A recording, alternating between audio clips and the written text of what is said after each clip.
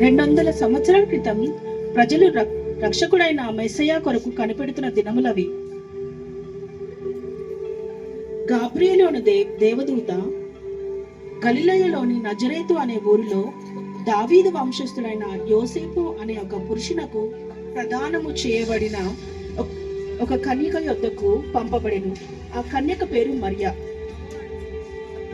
దూత, దయాప్రాప్తురాల, నీకు శుభము, భయపడకుము, దేవుని వల్ల నీవు కృప పొందితివి.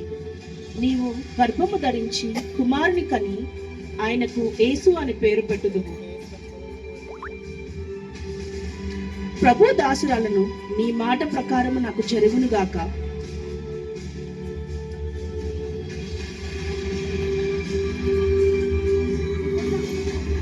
ఆమె భర్త అయిన యోసేపు ఆమెను అవమానపరచనులక రహస్యముగా విడనాడను ఉద్దేశించి తనను ఈ సంగతులను ఆలోచన చేయించు నిద్రించుచుండెను.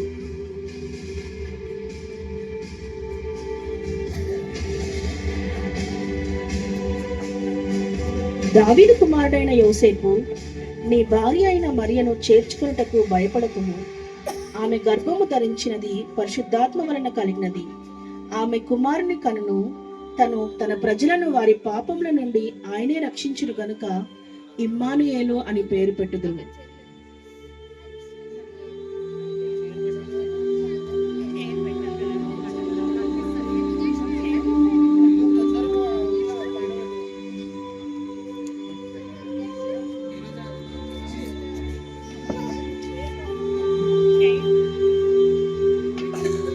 దినము నిండిన తర్వాత యేసు ప్రభునకు జన్మనిచ్చుటకు తల్లి అయిన మరియకు ఎక్కడ స్థలము దొరకనందున పశువుల శాలలో తనకు జన్మనిచ్చి పశువుల పాకలో తనను పరిండబెట్టరు.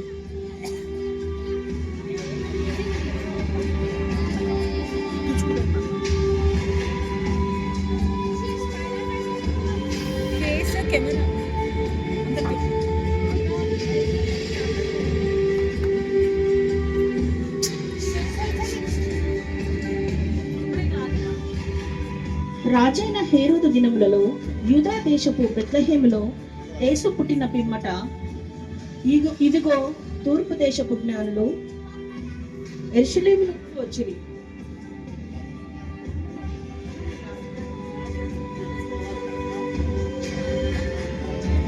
రాజాది రాజు హేరోదు రాజు ఏం చేస్తున్నారో.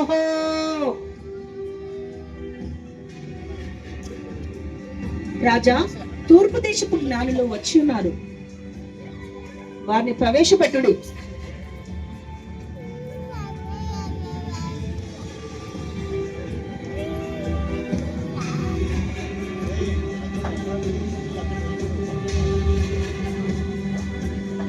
రాజా,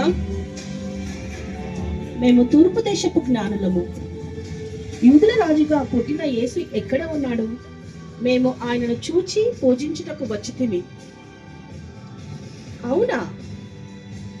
జ్ఞానులారా, మీరు వెళ్ళి ఆ శిశువు విషయమై విచారణ చేసి జాగ్రత్తగా తెలుసుకొని నేనును ఆయనను వచ్చి పూజించులాగిన నాకు వర్తమానము తెమ్ము.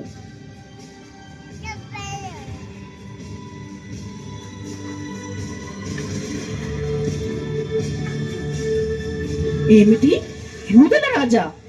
హేరోదు మహారాజును నేనిక్కడుండగా మరి ఒక రాజున పూజించుట అసంభవం. ఆ రాజు అంతు చూస్తాను. ఎవరక్కడ?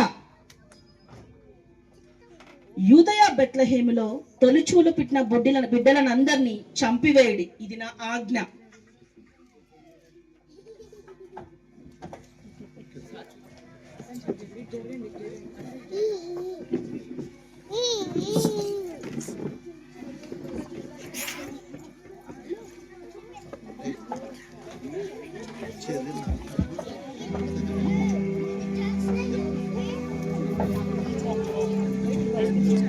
రాత్రి వేళ బెత్లెహేములో కొందరు గొర్రెల కాపర్లు పొలంలో ఉండి తమ మందలను కాచుకొనుచుండగా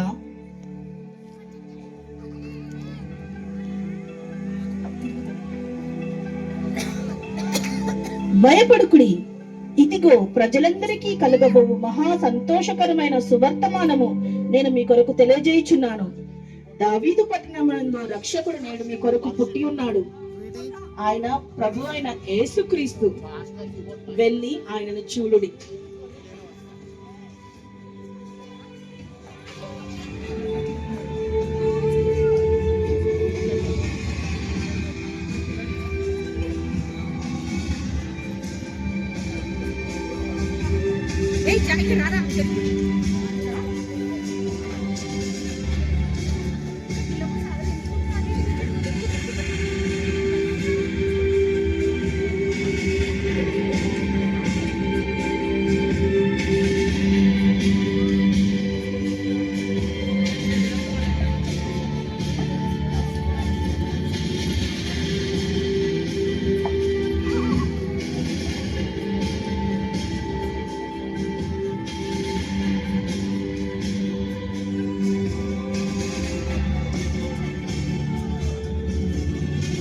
తూర్పు దేశపు జ్ఞానులు వచ్చి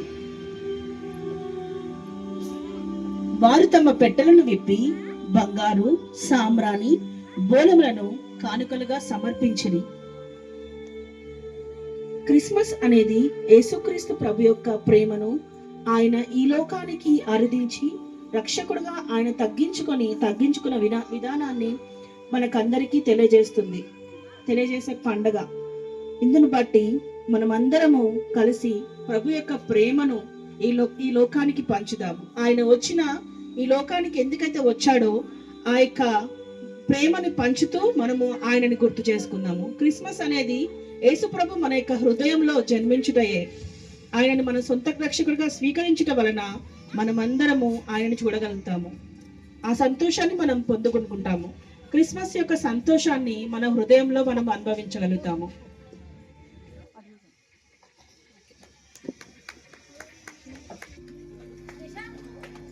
అప్పట్లో కొడుతూ చూసారా? Photo photo photo photo